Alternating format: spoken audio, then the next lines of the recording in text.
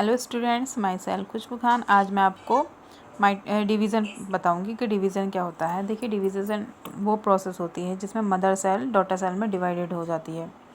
ठीक है, देखिए साइटोप्लाज्म और जो न्यूक्लियस होता है जिसमें काफ़ी घनिष्ठ संबंध होता है दोनों में, लेकिन एक स्टेज ऐसी आती है जिसमें दोनों संबंध टूट जाता है। तो ये सिचुएशन कब होती है? जब मदर सेल डॉटर सेल में डिवाइड हो जाती है, तो उस प्रोसेस को हम सेल डिवीज़न कहते हैं। देखिए, सेल डिवीज़न के बेसिकली 3 टाइप से होते हैं, जैसे माइटोसिस, म्यूसिस और एमाइटोसिस। ठीक, माइटोसिस में किन में सेल में होता है? माइटोसिस सोमैटिक सेल में होता है। सोमैटिक सेल मतलब जो बॉडी होती है ना, प्लांट की, एनिमल की, उस बॉडी को हम बोलते हैं सोमैटिक सेल। ठीक है, माइटोसिस डिवीज़न पाया जाता है सोमैटिक सेल्स में। ठीक है, और म्यूसिस जो पाया जाता है वो पाया जाता है जर्म सेल में।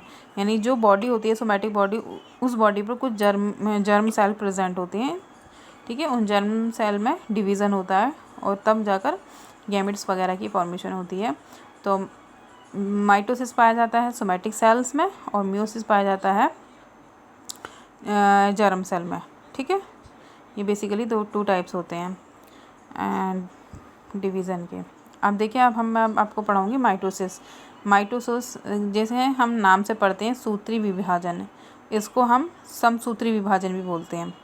सम का मतलब होता है समान, विभाजन का मतलब होता है ना, एक से 2 पार्ट में डिवाइड हो जाना। और माइटोसिस डिवीज़न किन सेल्स में पाया जाता है? सोमैटिक सेल्स में पाया जाता है। देखिए, सोमैटिक सेल्स जैसे कि सोमैटिक सेल्स वो होती हैं कि जैसे कि एक सीड है, जैसे हम एंजियोस्पर्म प्लांट्स की बात करते हैं, सीड है, सीड प्लांट मिट्टी में गया, रिप्रोड्यूस हुआ। अब उस सीड से फिर क्या होता है, धीरे धीरे प्लांट का डेवलपमेंट होता है। अब उस प्लांट का जब पूरी तरह से प्रॉपर खूब बड़ा प्लांट का डेवलपमेंट हो जाता है, तो छोटे से इतने से सीड से इतना बड़ा प्लांट का डेवलपमेंट हो जाता है। तो वो जो डिवीज़न होता है उसको हम बोलते हैं माइटोसिस। अब उस प्लांट में फिर क्या होता है, कुछ जर्मिनल सेल होती हैं उस पर, फिर उनमें क्या होगा, जर्मिनल सेल में मियोसिस डिवीज़न होता है और उन मियोसिस डिवीज़न से गैमेट्स बनते हैं। तो समसूत्री विभाजन एक तरह से हम देखते हैं, जब ये विभाजित होती हैं इसमें सेल, तो क्रोमोसोम्स की संख्या समान रहती है। यानी जितनी क्रोमोसोम्स की संख्या मदर सेल में होती है उतनी ही क्रोमोसोम्स की संख्या डॉटर सेल में होती है। सपोज जैसे कि ये सेल डिवाइड हुई, इसमें 2n क्रोमोसोम्स नंबर थे। अब ये 2 पार्ट में डिवाइड होगी ये सेल।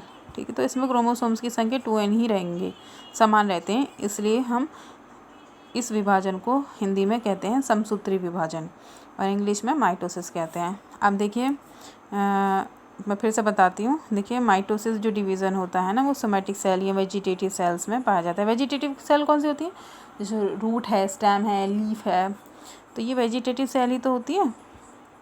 सूत्री विभाजन है ना, माइटोसिस डिवीज़न को सबसे पहले जो डिस्कवर किया था वो कहते हैं डब्ल्यू फ्लेमिंग ने 1882 में किया था। ठीक है, अब देखिए, जो प्लांट, जैसे ये सीड है ना, सीड से इतना बड़ा प्लांट का डेवलपमेंट होता है। अब प्लांट का जो एपिकल पोर्शन होता है, चाहे स्टेम का हो, चाहे स्टेम का एपिकल पोर्शन हो या रूट का एपिकल पोर्शन हो, इसमें क्या होता है, ग्रोइंग की कैपेसिटी ज़्यादा होती है क्योंकि इसमें मेरिस्टेमेटिक सेल होती हैं। अब ये सेल क्या करती हैं, समसूत्री विभाजन द्वारा विभाजित होकर एक बहुत बड़े प्लांट का निर्माण करती हैं। तो प्लांट के जो ग्रोविंग पार्ट होते हैं ना, उनमें भी माइटोसिस डिवीज़न पाया जाता है। ग्रोविंग पार्ट जैसे स्टेम का टिप होता है, रूट की टिप होता है। जैसे कि आप गाजर देखना, गाजर में जो छोटी छोटी जड़ होती हैं ना, उनमें डिवीज़न होता रहता है। आप डिवीज़न की स्टडी भी कर सकते हैं, माइटोसिस डिवीज़न आपको बहुत क्लियर देखने को मिलेगा उसमें। अब देखिए, जब सेल डिवाइड होती है ना, डिवाइड होने से पहले सेल डिवीज़न करने के लिए सेल सबसे पहले अपने आप को प्रिपेयर करती है, मेंटेन करती है, ताकि वो सेल डिवाइड हो सके। तो सेल के डिवाइड होने से पहले का जो टाइम होता है उसको हम इंटरफेस कहते हैं। इसमें क्या होता है, इंटरफेस की स्टेज में सेल अपने आप को प्रिपेयर करती है, एंजाइम्स बनाती है, ताकि वो आगे चलकर डेवलपमेंट कर सके। ठीक है, तो एक स्टेज पे आती है इंटरफेज।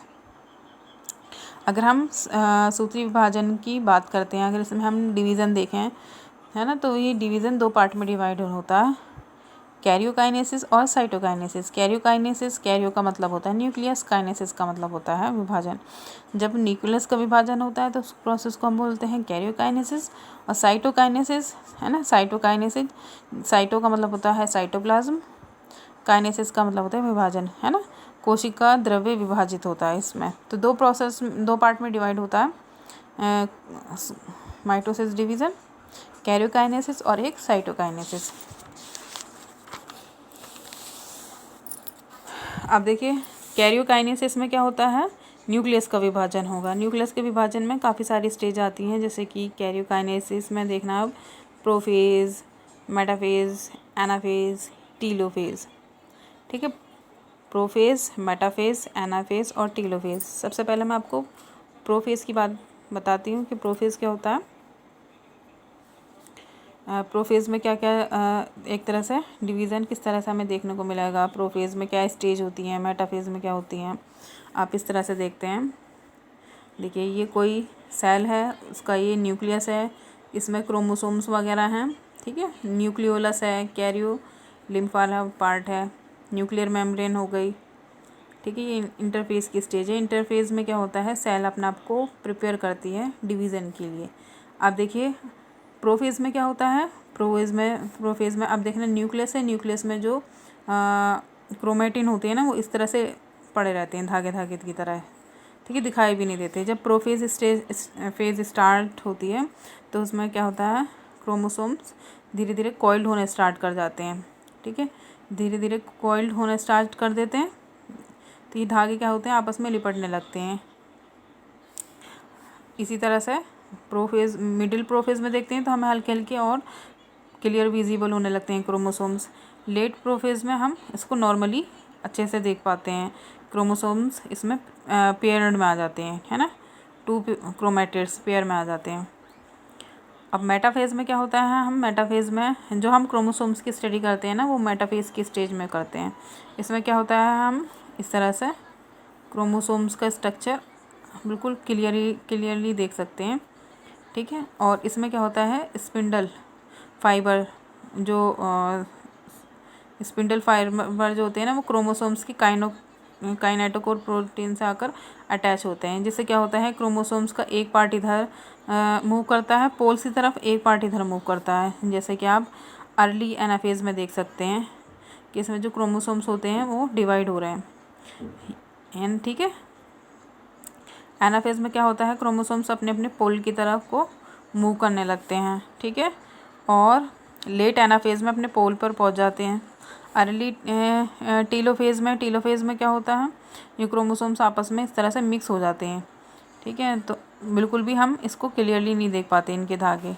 और लेट टीलोफेज में क्या होता है, इस तरह से 2 सेल डिवाइड कर जाती हैं, यानी एक सेल से 2 सेल का डेवलपमेंट हो रहा है, यानी सेल डिवाइड हो रही है, और इनमें दोनों में क्रोमोसोम्स की संख्या समान होगी, इसलिए हम इस प्रकार के डिवीज़न को क्या बोलेंगे, समसूत्री विभाजन।